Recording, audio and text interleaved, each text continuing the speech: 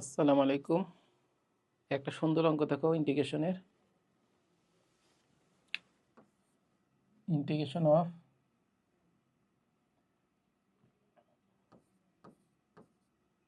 cos to the power 4x plus sin to the power 4x উপরে sin twice x. এই অঙ্কটা আসো, এই প্যাটার্নের অঙ্ক বইয়ের ভর্তি পরীক্ষা পর্যন্ত 6বার আসছে, কখনো লিমিট দিয়া কখন লিমিট ছাড়া। লিমিট দিয়ে আসছিল সম্ভবত 0 থেকে পাই/4 এটা ছিল। এখন আমি লিমিটটা এখানে বেশি গুরুত্বপূর্ণ না, যার কারণে আমি এটা নিয়ে আলোচনা করতেছি না। আমি অনির্দিষ্ট ইন্টিগ্রালটাই দেখাই। এটা কীভাবে করে দেখো, 2 sin x cos x, এখান থেকে cos টু দি 4 কমন নিব, 1 plus 10 to the power 4x dx।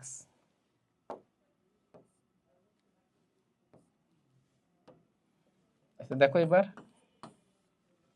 ঠিক আছে।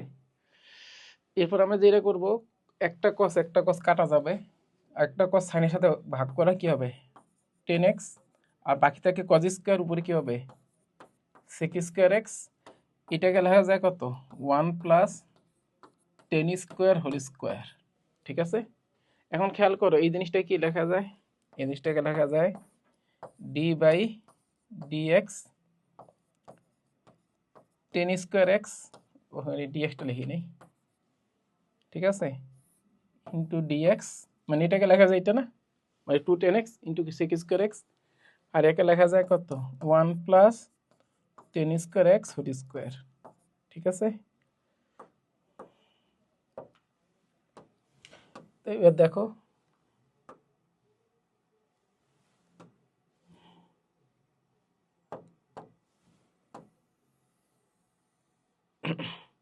তারপরে কি হয় দেখো,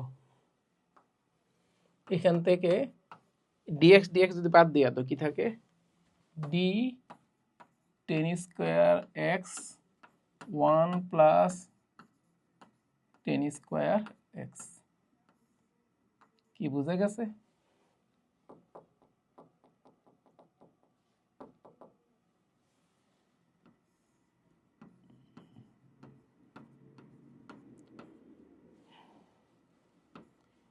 কি বুঝতে পারছো? এখন দেখো এটা যদি জেড ধরো, ডিজেড বাই 1 প্লাস কি জেড স্কয়ার, ঠিক আছে না? তাই তো হয়ে গেল, এটা সময় কি লিখবো 10 inverse 10 square x plus c. কি হয়ে গেছে না?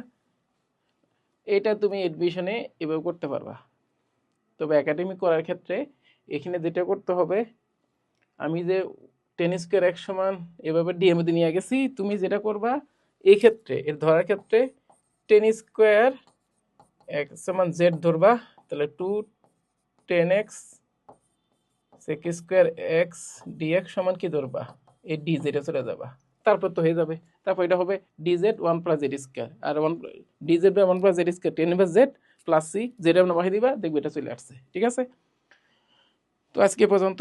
আসসালামু আলাইকুম, আল্লাহ হাফেজ।